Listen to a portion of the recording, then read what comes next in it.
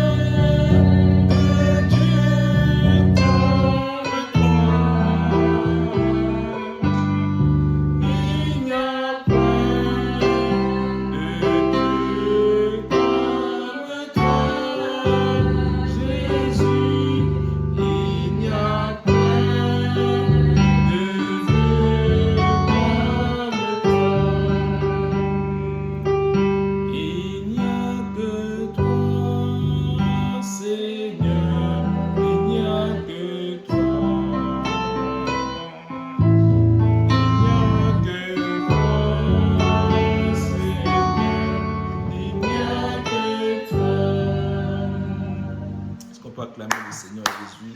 Seigneur, merci pour ta grâce. Il n'y a que toi dans nos vies, Seigneur. Il n'y a que toi qui peux nous sauver. Il n'y a que toi qui peux nous guérir. Il n'y a que toi qui peux nous restaurer. Merci pour ta grâce, pour ta présence. Dans le nom puissant de Jésus. Au nom de Jésus. Amen. Amen. Que le Seigneur Jésus-Christ vous bénisse richement. Amen. Nous allons aller droit dans le message. L'exhortation aujourd'hui porte sur seul mais pas abandonné. Seul mais pas abandonné. Nous allons parler de quelques exemples dans la Bible où des gens se sont trouvés seuls mais ils n'étaient pas abandonnés. Nous allons parler de David, nous allons parler de Daniel, nous allons parler de Abraham, nous allons parler de Paul.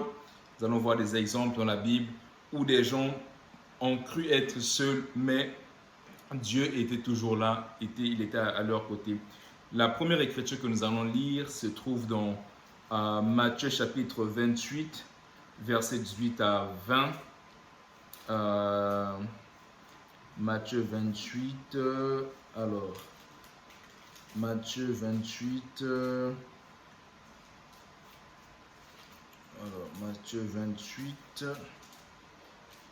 18 à 20, la Bible dit, Jésus s'étant approché leur parla ainsi, tout pouvoir m'a été donné dans le ciel et sur la terre. Allez, faites de toutes les nations des disciples, les baptisant au nom du Père, du Fils et du Saint-Esprit, et enseignez-leur à observer tout ce que je vous ai prescrit. Et voici, je suis avec vous tous les jours, jusqu'à la fin du monde. Amen. Et nous connaissons toute cette promesse que le Seigneur a faite, a donnée à ses disciples.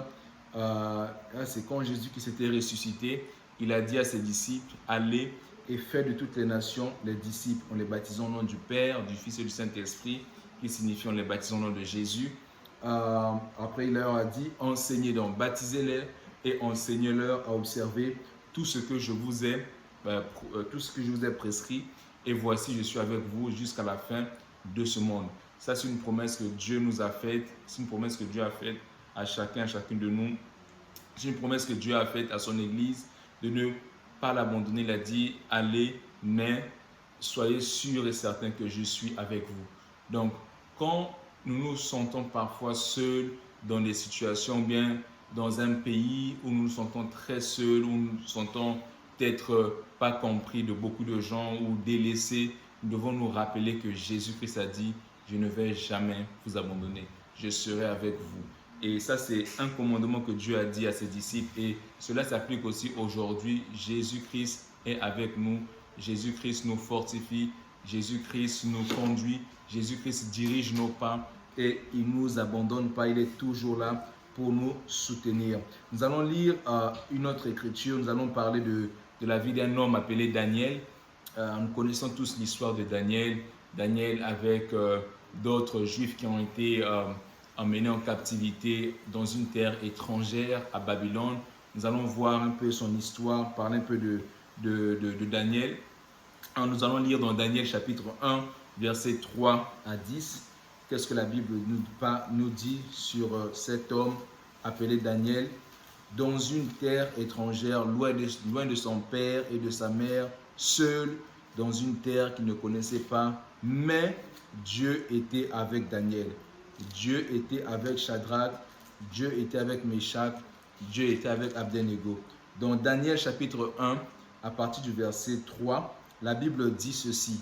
Le roi donna l'ordre à Ashpenaz, chef de ses eunuques, d'amener quelques-uns des enfants d'Israël de race royale ou de famille noble, de jeunes garçons sans défaut corporel, beaux de figure, doués de sagesse, d'intelligence et d'instruction, capables de servir dans le palais du roi, et à qui l'on enseignerait les lettres et la langue des Chaldéens ou Chaldéens.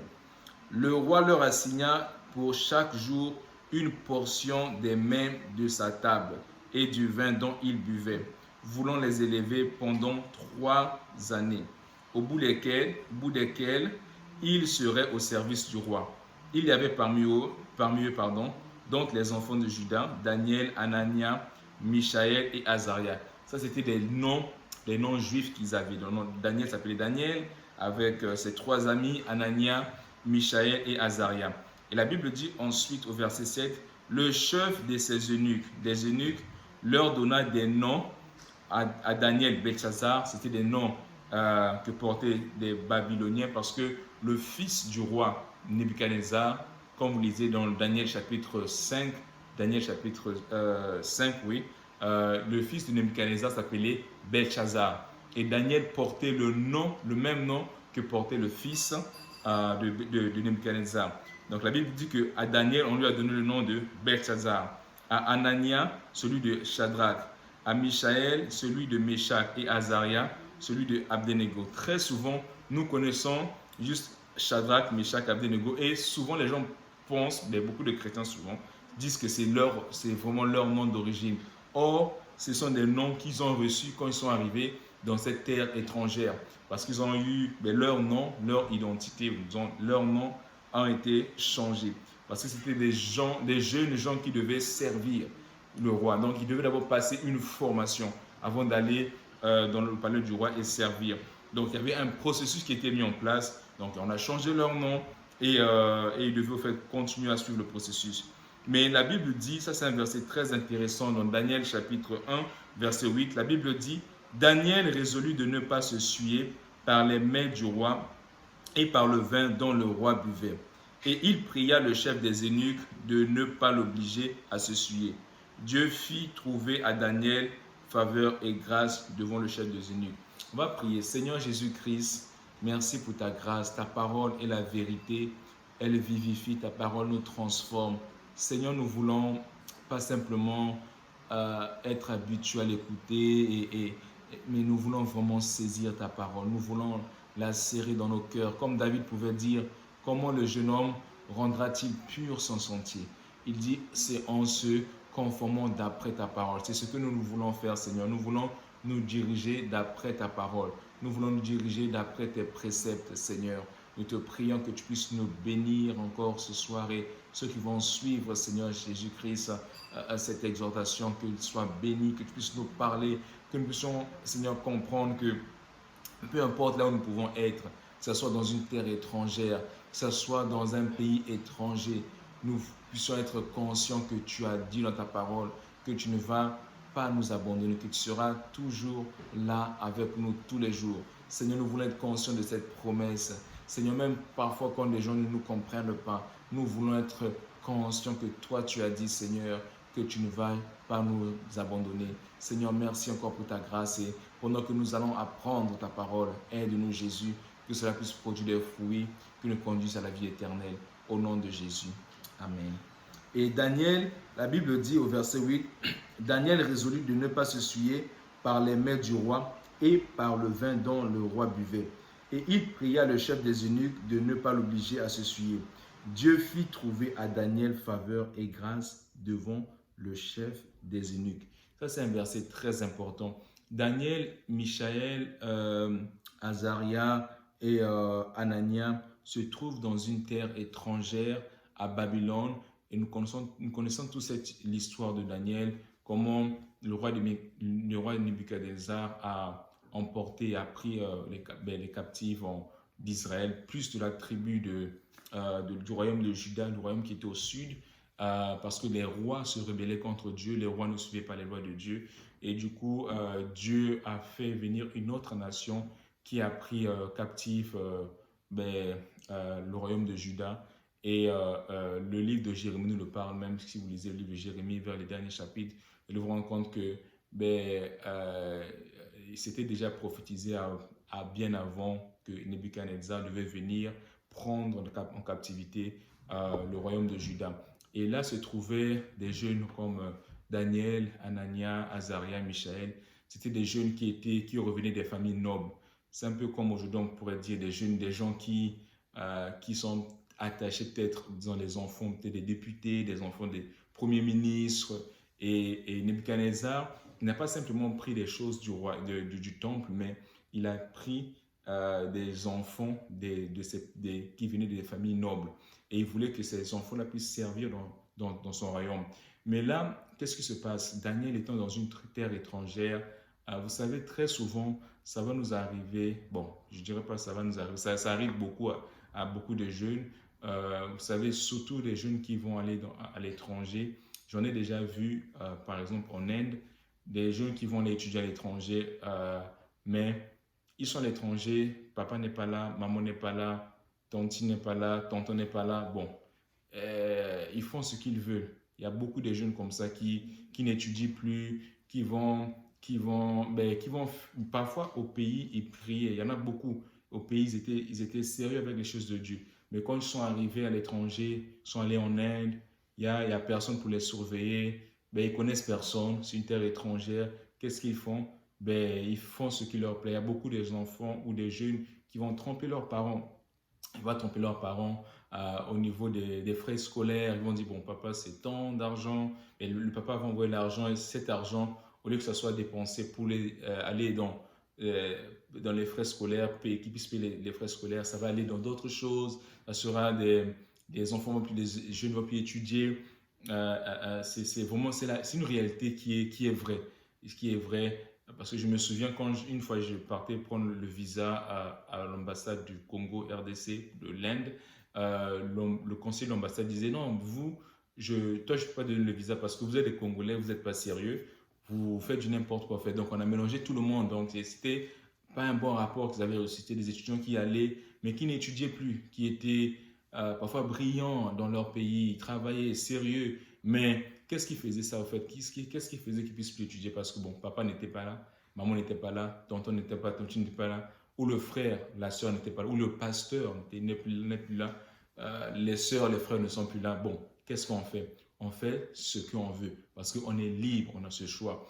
Mais vous savez, Daniel et ses trois autres Hébreux, ils étaient dans une terre étrangère. En plus, Daniel venait d'une famille noble, une famille riche. Donc, en plus de ça encore, c'est pas qu'ils vont juste à l'étranger, mais ils vont dans une terre étrangère. En plus de ça, ils étaient appelés à servir dans le royaume de Nebuchadnezzar, d'être serviteurs. Donc, ils quittent d'une position élevée pas vers une position basse, mais dans une terre étrangère. C'est un peu comme un étudiant, un enfant d'un ministre, je ne sais pas, en Côte d'Ivoire ou au Ghana qui va étudier, au Canada. Dès qu'il arrive au Canada, bon, il est l'enfant d'un ministre au Ghana, mais dès qu'il arrive au Canada, bon, il s'associe avec la famille, peut-être Trudeau, là on lui positionne dans un emploi. Et donc ça, c'est juste le pays qui change, mais au niveau de sa situation, ça ne change pas beaucoup parce que bon, chez lui, au pays, il revient d'une famille noble, il était bien, et il va dans une autre terre. Bon, là, si on prend on prend soin de lui. Donc, c'était un peu ça le cas de Daniel et ses trois amis. Ils sont allés dans cette terre étrangère. Papa n'était pas là, maman n'était pas là. Il n'y avait personne, ils étaient en captivité. Et qu'est-ce que la Bible dit? La Bible dit, au fait, ils savaient. Daniel et le roi, il n'y avait pas que ces quatre, au fait. Il n'y avait pas que Daniel et ses trois amis. Il y avait d'autres jeunes. Il y avait des jeunes qui venaient des familles nobles. Et qu'est-ce que la Bible dit par la suite? La Bible dit que Daniel avait résolu dans son cœur parce que Nebuchadnezzar voulait leur donner au fait à manger, mais il devait prendre de la viande, manger de la viande qui venait de la table du roi. Mais Daniel, connaissant la loi de Moïse, il savait que bon, on est dans une terre étrangère, que ces choses sont souvent des choses sacrifiées aux idoles. Donc, je ne veux pas prendre part à ces choses-là, manger des viandes sacrifiées aux idoles. C'est pour cela que Daniel avait résolu dans son cœur. Quand vous lisez bien ce verset, la Bible dit que ça dit que Daniel, ça n'a pas dit, la Bible ne dit pas que Dieu lui a inspiré. Non, c'est Daniel, sachant que ces choses-là n'étaient pas bonnes, Daniel a résolu dans son cœur de ne pas se souiller. Qu'est-ce qu'il a fait? Il a demandé, au fait, il a demandé une pétition, en fait, au chef des eunuques. Il lui a dit de lui donner des légumes au lieu de la viande. Vous voyez, Daniel n'a pas fait de compromis. En étant dans une terre étrangère, sans papa, ni maman, ni frères et sœurs, personne, peut-être sans le pasteur, sans peut-être personne. Il était là, tout seul. Il s'est fait des amis, pas n'importe quel ami. Il s'est fait des bons amis. Il s'est fait des amis qui craignaient Dieu. Son entourage, il était entouré des gens qui craignaient Dieu. Vous voyez, nous, en tant que jeunes, c'est ce que nous devons faire. Vous, les jeunes qui allez suivre ce message, c'est ce que vous devez faire. Quand vous allez à l'étranger, attachez-vous à Dieu. Je me souviens très bien, quand je suis parti en France, mon cousin m'a dit une chose. La première chose qu'il m'a dit, dans ce pays, attache-toi à Dieu. Cherche une église et attache-toi à Dieu. Attache-toi à Dieu parce qu'il y a beaucoup de jeunes qui vont dans les pays étrangers, mais qui se perdent. Il y a beaucoup qui perdent leur âme. Il y a beaucoup qui meurent. Il y a beaucoup qui étaient sérieux chez eux. Mais quand ils arrivent, l'influence, la liberté leur pousse à faire ce qu'ils veulent, parfois tromper leurs parents, parfois à se lancer à être influencés par d'autres amis. Mais ce n'était pas le cas de Daniel. Daniel, c'est un exemple. En fait, ça doit être notre exemple. En fait, nous, les jeunes, on doit vraiment prendre cet exemple de Daniel en étant dans une terre étrangère, loin de ses parents. Qu'est-ce qu'il a fait? Il a résolu dans son cœur. La Bible dit qu'il a résolu dans son cœur de ne pas se souiller avec les mains du roi. Et il a demandé au fait à ce que on puisse leur donner des légumes au lieu de la viande.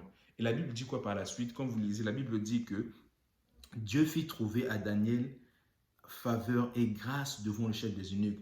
Donc quand Daniel a résolu dans son cœur, Dieu a fait trouver à Daniel grâce et faveur devant le chef des eunuques. Donc ça va parfois nous arriver, des choses parfois nous connaissons que nous devons faire. Très souvent, les gens vont prier pour les situations. Tu ne peux pas, comment le dire, tu vas prier pour une situation, tu vas dire Seigneur, bénis-moi. Bon, ou bien tu prends pour une situation, Dieu te donne la solution, Dieu te dit, mais la solution c'est ça. Mais peu importe la manière que tu vas jeûner, si tu ne fais pas ce que Dieu t'a demandé de faire, ça ne marchera pas. Comme un peu les mathématiques, on dit 1 plus 1 égale à 2. Tu ne peux pas changer ça. 1 plus 1 égale à 2, soit tu égales à 2. 1 plus 1 ne sera jamais égal à 3. 1 plus 1 ne sera jamais égal à 4. Ça, c'est une loi qui est là. Donc, nous devons suivre en fait, cette loi. Quand Dieu te parle, te montre quelque chose, ben, ça peut être pour peu importe le cas, ça peut être pour une maladie, une situation, tu pries, Dieu te montre une direction à suivre. Suis simplement la direction que Dieu te dit. Mais si tu essaies de chercher d'autres directions, tu dis non, ça c'est trop fort, je vais essayer de voir un peu ailleurs, ça ne marchera pas. Tu peux jeûner, aller même voir le meilleur pasteur dans le monde, t'imposer les mains et les pieds, ça ne marchera pas. Ça ne marchera pas. Il faut faire ce que Dieu demande. Il faut faire ce que Dieu demande. Et Daniel, qu'est-ce qu'il a fait? Il ne s'est pas essuyé. Il a dit non, on connaît vraiment la loi, on ne va pas se souiller. Mais savez-vous que c'est sûr qu'il y avait d'autres jeunes qui venaient avec Daniel, qui venaient des familles nobles, qui n'ont pas fait comme Daniel. Vous voyez, il y a beaucoup d'autres jeunes qui étaient là, mais qu'est-ce qu'ils ont fait? Ils se sont souillés, ils ont mangé les viandes sacrifiées aux idoles, ils se sont souillés. Bien qu'ils connaissaient la loi, bien qu'ils connaissaient la loi de Moïse, bien qu'ils, chez eux peut-être, ils craignaient Dieu. Mais Daniel était un exemple fait pour nous, un homme qui est un jeune, qui est dans une terre étrangère, qui ne se souille pas, il dit, je ne mange pas ça. Et la Bible dit, Dieu fit trouver Daniel grâce et faveur devant le chef des eunuques. Dieu n'avait pas abandonné au fait Daniel. Vous savez, Daniel était dans une terre étrangère. Très souvent, on s'est dit, bon, je suis seul dans ce pays, je ne connais personne, je suis seul. Non, Dieu, même si tu te crois seul, tu te dis, tes parents t'envoient dans un pays, dans une ville où tu connais personne. Il faut toujours te mettre dans la tête que si tu crains Dieu, Dieu est avec toi. Dieu est avec Daniel. Parce que la preuve est que quand Daniel a résolu dans son cœur de ne pas se souiller avec les mains du roi, la Bible dit quoi? Dieu fit trouver à Daniel faveur et grâce. Et le chef des eunuques, qu'est-ce qu'il a fait? Il leur a donné en fait les légumes. Après, ils ont mangé. Et il a trouvé que ils avaient, je vais le lire, c'est dans le verset 14. Il dit, il leur accorda ce qu'ils demandaient et les éprouva pendant 10 jours. Donc, c'est ce que Daniel avait demandé. Au bout des 10 jours, ils avaient meilleur visage et plus d'un beau point que tous les jeunes gens qui mangeaient les mets du roi. L'intendant emporta les mets et le vin qui leur était destiné et il leur donna des légumes. Dieu accorda à ces 4 jeunes gens de la science, de l'intelligence, dans les lettres et de la sagesse. Et Daniel expliquait toutes les visions et tous les songes. Vous voyez, donc ces gens de jeunes qui n'ont pas compromis. Il y avait d'autres jeunes qui étaient avec eux, comme j'ai dit tantôt, ils ont forcément compromis, bien qu'ils connaissaient la loi, bien qu'ils connaissaient ce que la loi disait, la loi de Moïse disait, bien qu'ils connaissaient la parole de Dieu, mais ils ont fait des compromis. Mais Daniel a tenu ferme et Dieu était avec lui. Donc tu peux te trouver dans une terre que tu ne connais personne, mais une chose que je dois toujours te dire, Dieu, je suis seul mais pas abandonné. Seul mais pas abandonné. À tes propres yeux, tu peux croire que tu es seul. Vous savez, quand vous lisez l'histoire d'Élisée avec son serviteur Géasi, la Bible dit que le roi de l'ennemi d'Israël, quand ils ont cherché le roi de la Syrie a envoyé de l'armée pour encercler la maison d'Israël, la maison là où logeait Élisée. Et l'armée a encerclé, c'était là. Et quand le serviteur d'Élisée, qui s'appelait Géasi, est sorti, dès qu'il a vu cela, il était paniqué. Il a dit, mais c'est fini, on va nous tuer, c'est fini. Mais Élisée a dit, ceux qui sont avec nous sont plus nombreux que ceux que tu vois. Et le serviteur ne comprenait pas. Et Élisée a dit, Seigneur, ouvre les yeux de ces serviteurs. Et ce serviteur a vu beaucoup d'anges. Donc ce serviteur croyait qu'on n'est que 2 contre peut-être 10 000 soldats. Qu'est-ce qu'on va faire? C'est fini, on va nous tuer. Mais Élisée, qui avait cette relation personnelle avec Dieu, savait que Dieu n'allait pas l'abandonner. C'est pour cela qu'il lui a dit que ceux qui sont avec nous sont plus nombreux que ceux que tu vois. Et Dieu a ouvert les yeux du serviteur, et le serviteur a vu des chars, des anges qui étaient là. Vous voyez? Donc parfois, il y a des situations, on peut se dire, ah, je suis seul, personne ne me comprend, je suis dans une terre étrangère, je traverse ça. Non, Dieu te comprend. Dieu voit ce que tu traverses. Élisée était conscient de la présence de Dieu. Il savait que Dieu ne pouvait pas l'abandonner. Et c'est une promesse que Dieu a faite. Dieu a dit, le Seigneur Jésus l'a dit, je ne vais pas vous abandonner. Il a dit à ses disciples, allez, mais je serai avec vous. C'est quelque chose qu'on doit vraiment toujours se mettre dans la tête. Peu importe là où nous allons, nous devons être conscients que Dieu est avec nous. Même quand à nos propres yeux, nous disons que nous sommes seuls, je suis dans un pays que je ne connais pas. Parfois, Dieu va t'appeler, aller peut-être, il peut y avoir un changement brusque. Ok, tu vas aller au Kenya. Tu dis, je vais au Kenya, je ne connais personne. Tu peux te poser beaucoup de questions. Mais qu'est-ce qui va se passer là-bas? Je ne connais personne, je n'ai pas de famille, je n'ai pas de papa, je n'ai pas de maman, je n'ai pas de soeurs, des frères, de pasteurs. Comment ça se passer? Mais une chose que je mets dans la tête, que si c'est Dieu qui t'appelle au Kenya, il ne va pas t'abandonner, il ira avec toi. Dieu ne t'abandonne pas. Dieu, quand tu te sens seul, tu penses que tu es seul, tu vas dans une terre étrangère, Dieu est là. Dieu ne t'abandonne pas. Tu dois simplement être conscient de cela, que même si je pars au Kenya, m'envoie au Kenya, peu importe là où on m'envoie, je dois être conscient que Dieu est avec moi. Daniel et ses 3 amis, ils ont vu la main de Dieu. Bien que dans une terre étrangère, Dieu était là pour les secourir. Ils ont fait des grandes choses. Vous connaissez tous l'histoire de la fournaise ardente où Dieu s'est glorifié, où le roi Nebuchadnezzar a vu 4 personnes. Mais il y avait 3 qui étaient liés dans la fournaise, mais il a vu 4 personnes qui étaient jetées, qui marchaient sans lien dans la fournaise ardente. Dieu s'est manifesté puissamment à tel point que les rois, parce que les gens ont obéi, parce que Daniel a obéi, parce que Shadrach et Meshach et Abednego n'ont pas compromis, Dieu s'est manifesté puissamment à tel point que les rois ont donné des ordres. Quand vous lisez, Nebuchadnezzar a donné un ordre, il disait toute personne qui va parler du mal du Dieu de Shadrach, Meshach et Abednego sera mis à mort. Il dit ne parlez même pas du mal de ce diable. Il n'y a aucun Dieu qui délivre comme Shadrach, comme le Dieu de Shadrach, Meshach et Abednego. Mais prenez un exemple, si Shadrach et Meshach et Abednego avaient fait des compromis comme d'autres jeunes qui étaient venus avec eux, est-ce que cela devait arriver? Non, ça ne devait pas arriver. Vous voyez, parce qu'une personne a décidé de ne pas faire de compromis, parce que les jeunes ont décidé de ne pas faire de compromis, bien qu'en étant dans une terre étrangère, ils ont décidé de ne pas faire de compromis, Dieu s'est glorifié, à tel point que le roi a donné une loi. Même aussi, c'est pareil pour Daniel. Voyons Daniel avec Darius, quand on l'a mis on a mis Daniel dans la fosse au lion. Dieu était là. Parfois, peut-être ces personnes qui l'ont mis dans la fosse, jeté la fosse, on va dire, ok, ils se sont dit, ok, on va voir si son Dieu va le délivrer. Mais Dieu était là. Pourquoi? Parce que Daniel dit au roi, quand le roi vient le voir, il lui dit, Daniel, est-ce que, il dit, Daniel, serviteur du Dieu vivant, est-ce que ton Dieu que tu sers avec persévérance t'a-t-il pu te délivrer? Après, Daniel a dit, il lui a dit, roi, vie éternellement, mon Dieu a envoyé son ange. Et son ange a fermé la gueule des lions parce que j'ai été trouvé sans faute devant toi. Je n'ai rien commis de mal. Donc Dieu, même dans la fosse aux lions, était avec Daniel. Daniel, même dans la fosse aux lions, n'était pas seul. Bien que les gens pouvaient se dire, c'est fini pour Daniel. C'est vrai que, étant dans une terre étrangère, là, il se trouve dans la fosse aux lions.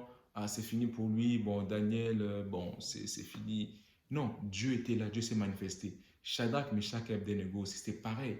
Dieu était avec eux tous les jours, même dans la fournaise ardente. Quand on les a agités dans la fournaise ardente, la Bible dit quoi? Il y avait un quatrième personnage que Nebuchadnezzar voyait. Il dit, je vois 4 personnes sans lien qui marchent. Après, il les fait sortir. Il dit, personne ne doit parler du mal de ce Dieu. Le Dieu de Shadrach, Meshach et Abednego, parce qu'il n'y a aucun Dieu qui peut délivrer.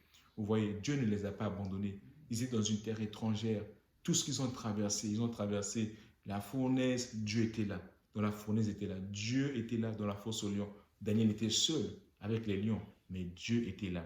C'est pour cela, Parfois, tu peux te croire, tu te dis, je suis seul, je suis seul. Non, tu peux te dire, tu es seul, mais tu n'es pas abandonné. Dieu, c'est vrai que tu es seul. Daniel était seul, mais il n'était pas abandonné. Dieu ne l'avait pas abandonné. C'est vrai que Shadrach et Abednego étaient juste les trois là devant, des milliers de gens, mais Dieu ne les avait pas abandonnés. On peut prendre un autre exemple de Joseph. La Bible dit quoi? Quand vous lisez l'histoire de Joseph, la Bible dit que Joseph était, ses frères l'ont vendu. Ses frères étant jaloux de lui, ils l'ont vendu euh, aux Égyptiens. Et ben, Joseph arrive en Égypte là, et Joseph craignait Dieu. Joseph dans une terre étrangère, en Égypte, dans une terre étrangère, son papa, loin de papa, de son papa, de sa maman, excusez-moi, loin de ses frères, de ses tantines, de ses oncles, loin de sa famille, seul, un étranger en Égypte, seul. Et qu'est-ce que la Bible dit? La Bible dit qu'il a trouvé grâce. Il était admis dans la maison de Potiphar, il a commencé à travailler. Parce que tout ce que Joseph faisait au fait, mais Dieu bénissait au fait, Dieu multipliait, Dieu bénissait. Il a trouvé grâce. Et à tel point que la femme de Potiphar est venue au fait vers Joseph, lui a dit, couche avec moi. Joseph a dit non, je ne veux pas au fait, je ne veux pas le faire, je ne veux pas pécher contre devant Dieu. Et non, je ne veux pas le faire. Il a carrément refusé, il a fui. Il dit qu'il a fui. Vous voyez? Mais si c'était d'autres jeunes, oh, papa n'est pas là, maman n'est pas là, bon, je suis dans la maison. En plus, sa position, vous voyez, c'était pas, il manquait de rien. Il a même dit ça, il a dit, je manque de rien. Mon maître m'a rien, ben, il m'a rien interdit. Sauf toi, je ne peux pas te toucher. Vous voyez? Donc, il avait des choses avec lui, il avait en possession avec lui plusieurs choses. Mais qu'est-ce que la Bible dit? Daniel ne l'a pas fait. Daniel a pris la fuite, il a dit, je ne vais pas pécher contre Dieu. Vous voyez un exemple, pardon, pas Daniel, Joseph. Joseph ne l'a pas fait. Vous voyez, Joseph était dans une terre étrangère, pas de parents, pas de maman, pas de frère, pas de sœur, mais il a tenu ferme pour Dieu. Il est dans une bonne position, un peu comme Daniel, nous l'avons vu. Daniel, bonne position dans la maison du roi. Il a tenu ferme en fait. Il a fait confiance à Dieu. Et c'est pareil pour Joseph. Il a fait confiance à Dieu. Après, de cette position-là, il quitte, il se retrouve dans, qu'on appelle ça, dans la prison. Et nous connaissons tous l'histoire, comment Dieu l'a élevé jusqu'à qu'il puisse devenir Premier ministre. Vous voyez? Et par là, la suite, il a fait venir sa famille. Donc, Dieu avait vu loin. Parfois, Dieu va t'envoyer quelque part parce que Dieu connaît la situation. Peut-être c'est au travers de toi que Dieu va délivrer la famille. Mais parfois, tu vas te dire, oh Seigneur, tu m'envoies en Afrique du Sud. Ah, là-bas, je serai seul. Tu ne sais pas peut-être ce qui s'en vient dans ton pays. Peut-être c'est à cause au travers de toi que Dieu t'envoie en Afrique du Sud. Ou bien, je ne sais pas, ça peut être au Nigeria ou en Argentine. Dieu t'envoie là-bas. Et dans ce pays là-bas, Dieu t'envoie, tu te dis je suis seul. Non, tu n'es pas seul. Dieu est avec toi. Parfois, Dieu t'envoie pour que tu puisses être celui qui va sauver fait, ta famille, qui va peut-être délivrer par rapport à une situation qui va se produire dans ta famille. Et c'est un peu ça. Nous allons prendre un autre exemple. Nous allons voir l'exemple de, euh, de, de d'un homme appelé Abraham. Nous connaissons tous l'histoire de Abraham. Abraham avec son... Merci beaucoup. Merci. Abraham son... avec ses parents. Nous connaissons tous l'histoire d'Abraham, comment Dieu a appelé Abraham et Dieu lui a dit de s'éloigner de ses parents, d'aller vers une terre qui va le montrer. Et nous allons lire cela dans Genèse chapitre 12. On va le lire et nous allons voir que Abraham n'était pas seul. Dieu l'appelle, il va dans une terre étrangère, mais il n'était pas seul. Dans Genèse chapitre 12, je vais lire à partir du verset 1 jusqu'au verset 4. La Bible nous dit, l'Éternel dit à Abraham, va-t'en de ton pays, de ta patrie et de la maison de ton père, dans le pays que je te montrerai. Je ferai de toi une grande nation et je te bénirai. Je rendrai ton nom grand et tu seras une source de bénédiction. Je bénirai ceux qui te béniront et je maudirai ceux qui te maudiront. Et toutes les familles de la terre seront bénies en toi. Abraham partit, comme l'Éternel le lui avait dit. Et Lot partit avec lui. Abraham était âgé de 75 ans lorsqu'il sortit de Charan. Vous voyez, la Bible dit, Dieu lui parle. Il dit, va, quitte, va-t'en de ton pays, de ta patrie et de la maison de ton père, dans le pays que je te montrerai. C'est Abraham, entend une voix, Dieu lui parle, il dit, va. Très souvent, ça nous arrive, ça arrive à beaucoup de gens, ils vont dire, vous voyez, le confort, parfois, ça tue beaucoup de gens. Tellement, quand on est vraiment dans le confort, parfois, quand Dieu va te parler, il va te montrer une situation, tu vas dire, non, ça, c'est pas Dieu. Comment Dieu peut me dire de laisser ma maison, de laisser, de vendre ma voiture, ou bien même pas de le vendre, mais de le donner à quelqu'un. Non. Après, il me dit d'aller au Kenya. Non, moi, je suis dans la terre promise, je suis au Canada. Ici, c'est la terre promise, là où coule le lait, le miel. Le Canada, bon, c'est ce qu'on dit souvent. Parce que quand on est venu ici, c'est ce que nous, on nous a dit. Nous, c'est ce qu'on nous a dit. Que, ben, quand tu arrives au Canada, tu as l'aéroport, tu as déjà le travail. Dès que tu arrives à l'aéroport, les entreprises viennent te chercher là, tu as déjà le travail. Bon, là, c'est pas ce qu'on a vu. Quand on arrive à l'aéroport, on fallait faire des procédures.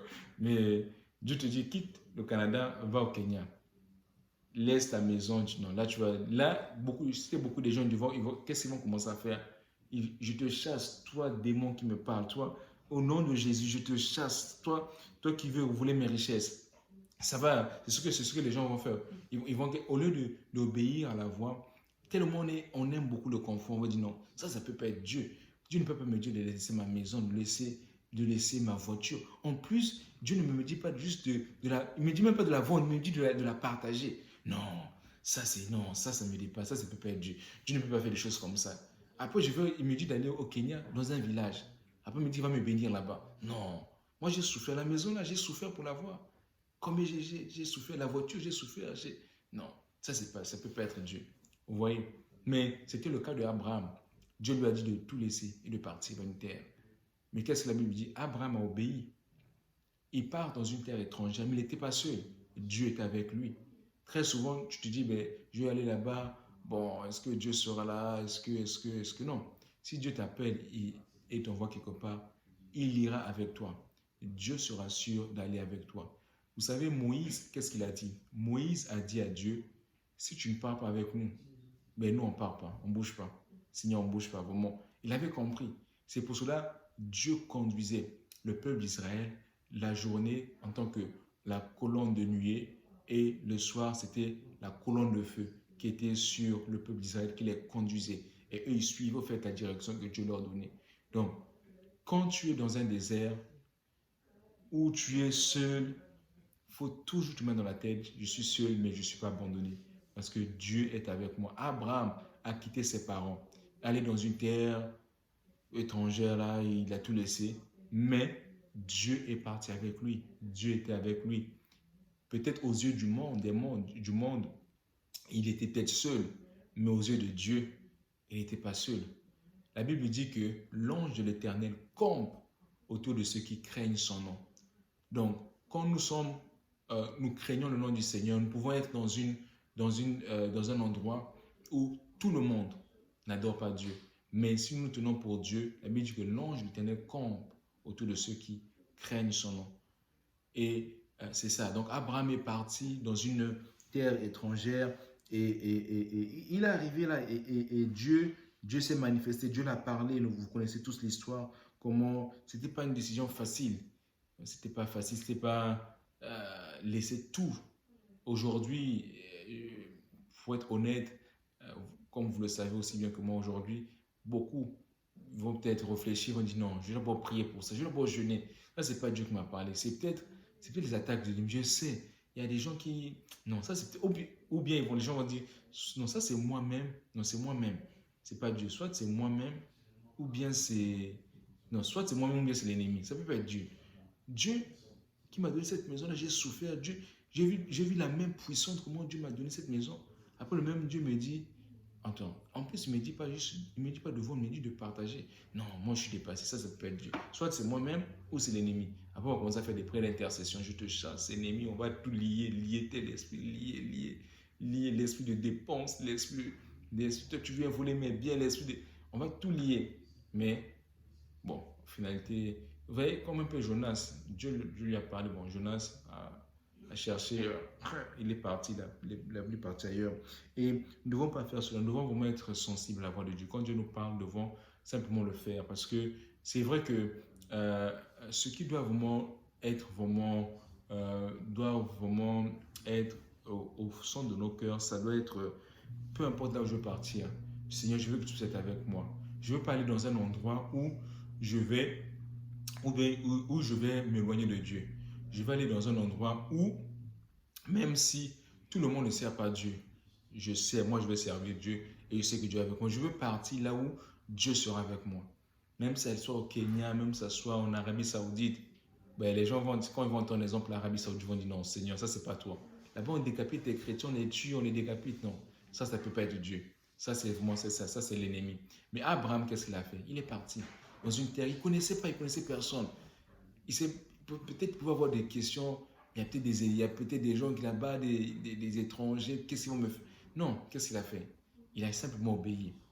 Vous voyez, Dieu est avec Abraham. Le même Dieu qui était avec Abraham dans cette terre étrangère là où il partait, c'était le même Dieu qui était avec Joseph, qui était dans une terre étrangère en Égypte. Pourquoi? Parce qu'il était seul. Pas des frères et sœurs, mais Dieu était avec lui. Daniel était seul, jusqu'à la fosse au lion, la fosse au lion, mais Dieu était avec lui. Dieu était avec Daniel, Dieu était avec Shadrach, Meshach et Abednego. Seul, mais pas abandonné. Nous allons prendre une autre écriture dans 2 Timothée, chapitre 4, versets 9 à 18. Nous allons voir ce que la Bible dit.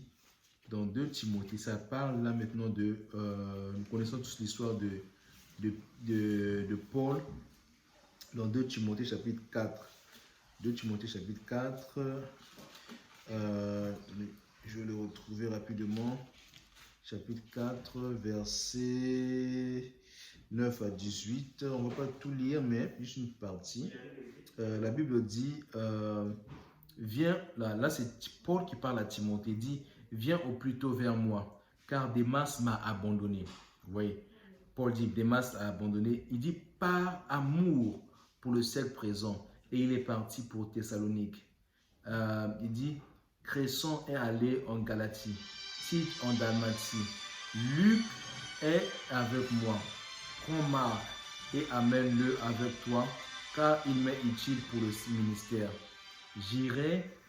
J'ai envoyé Tychik à Éphèse. Quand tu viendras, apporte le manteau que j'ai laissé à Troas chez Carpus et les livres sur tous les parchemins. Donc on va au verset 14. Alexandre le forgeron m'a fait beaucoup de mal. Le Seigneur lui rendra selon ses œuvres. Garde-toi aussi de lui, car il s'est fortement opposé à nos paroles. Dans ma première défense, personne ne m'a assisté, mais tous m'ont abandonné. Qu'est-ce que Paul dit? Il dit, mais tous m'ont abandonné. Que cela ne leur soit point imputé. C'est le Seigneur qui m'a assisté. Vous voyez? Il était là, il était seul et en prison et il dit, tous l'ont abandonné. Mais le Seigneur, il dit, mais le Seigneur a fait quoi? Il dit, mais le Seigneur, il dit, c'est le Seigneur qui m'a assisté et qui m'a fortifié, afin que la prédication fût accomplie par moi et que tous les païens l'entendissent. Vous voyez, Paul était dans une situation où ses proches l'ont abandonné. Ses amis qui étaient avec lui dans le ministère, ils sont partis. Mais il dit, mais le Seigneur est resté là. Le Seigneur m'a assisté et il m'a fortifié. Donc tu peux te dire peut-être que tu es seul, tu es dans une situation que peut-être, il peut arriver des situations, même ta famille t'abandonne, ou ta famille ne te comprend pas, tout le monde ne te comprend pas, ou tu te sens vraiment seul. Mais sache que tu n'es pas seul. À tes propres yeux, tu es seul. Physiquement, tu te sens, tu vois, tu es seul. Mais Dieu est là. Paul, physiquement, on l'avait abandonné. On l'avait délaissé, on l'a laissé. Mais il a dit que Jésus, le Seigneur, m'a fortifié. Le Seigneur m'a assisté. Et c'est ce que nous devons toujours nous mettre en tête, que Dieu est toujours là pour nous soutenir. Dieu est toujours là pour nous fortifier. Et, et je vais terminer par Ésaïe chapitre 53. Nous connaissons tous euh, euh, Ésaïe chapitre 53 qui parle des souffrances de Christ. Et ça parle, cette prophétie qui disait comment le Christ devait, Jésus-Christ devait souffrir. Et c'est une prophétie qui s'est accomplie, comme vous lisez dans Matthieu chapitre 26, 27, la crucifixion. Ça n'était pas chose facile. La Bible nous dit qu'on a arraché sa barbe, qu'on a mis euh, une couronne d'épines, qu'on l'a frappé à plusieurs coups. Et c'était une mort terrible, vraiment terrible, vraiment, vraiment terrible. On a craché dessus sur lui et tout cela, pourquoi? Parce que Jésus-Christ, étant Dieu de tout-puissant, créateur du ciel et de la terre, est venu pour mourir pour nous racheter.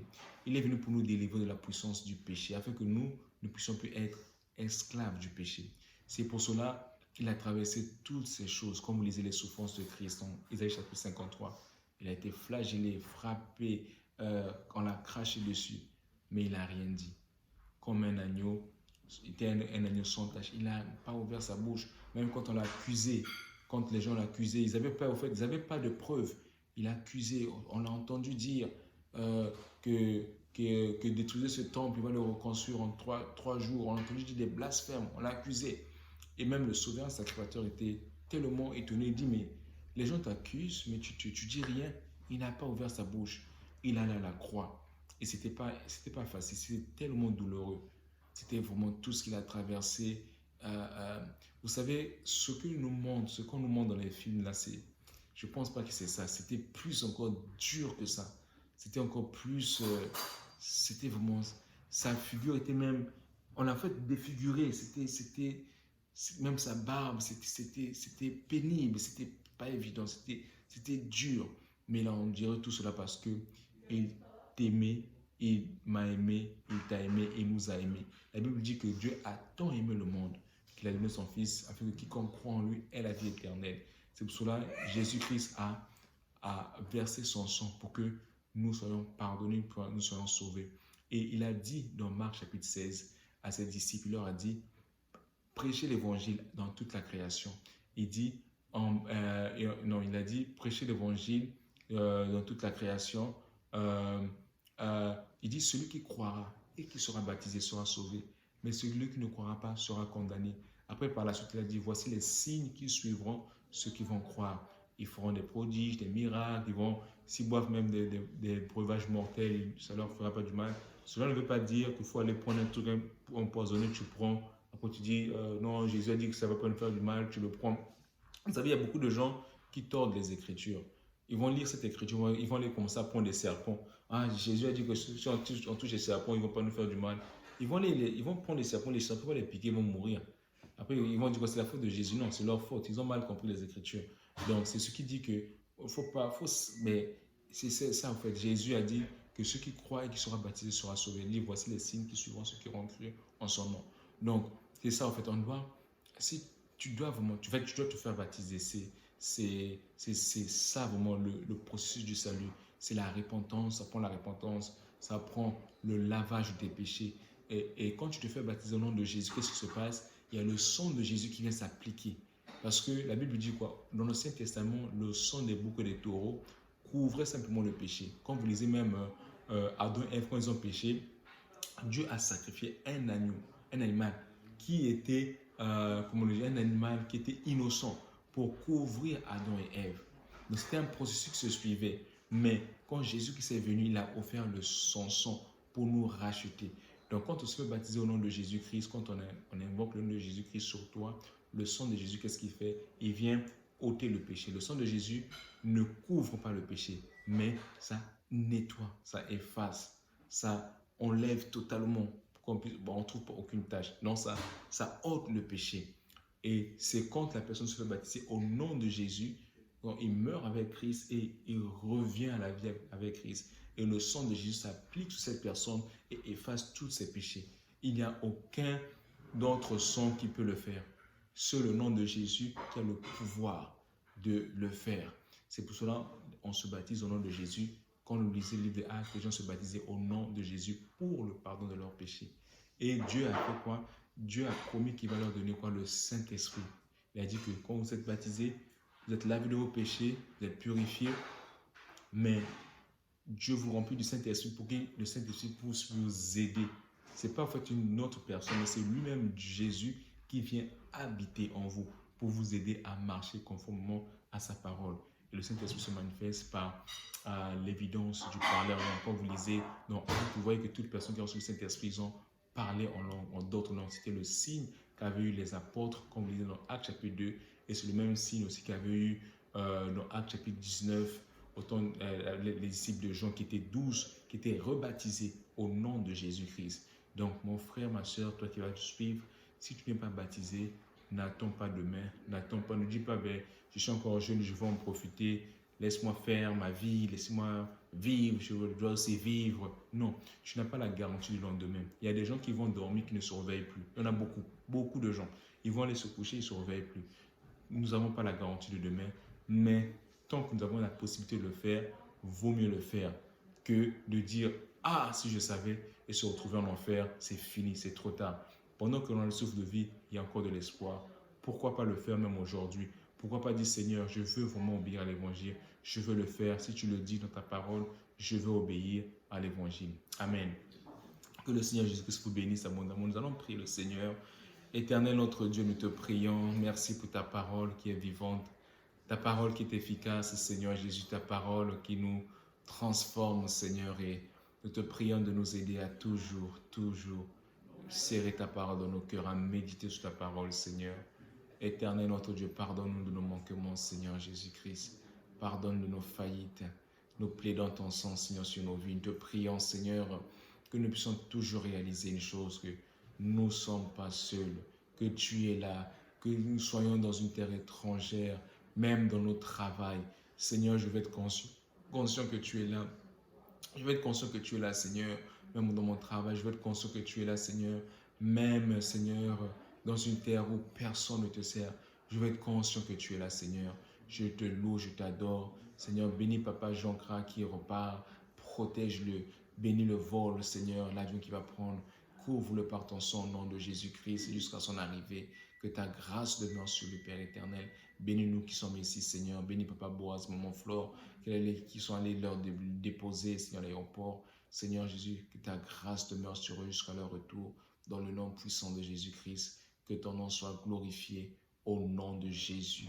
Au nom de Jésus, Seigneur, merci, parce que nous savons que nous ne sommes pas seuls. Nous savons que tu es toujours avec nous. Tu es toujours là, Seigneur, pour nous secourir. Tu es toujours là, Seigneur, parce que tu l'as promis dans ta parole. Au nom de Jésus, aide-nous, Seigneur, à être conscients de cela. C'est donc au nom de Jésus-Christ nous avons prié. Amen. Au nom de Jésus-Christ, au nom de Jésus. Merci, Seigneur Jésus. Bien, que soit rendu par l'éternel. Au nom de Jésus. Au nom de Jésus. Amen. Que le Seigneur Jésus-Christ vous bénisse tous et à toutes. Que vous puissiez être conscients que vous n'êtes pas seuls. Dieu est avec vous. Vous n'êtes pas abandonnés. Même quand vous croyez que vous êtes seuls, Dieu est là. Seul, mais pas abandonné. Seul aux yeux du monde, mais aux yeux de Dieu, il y a beaucoup plus qui sont avec nous que ceux qui sont avec physiquement. Amen. Que le Seigneur Jésus-Christ vous bénisse.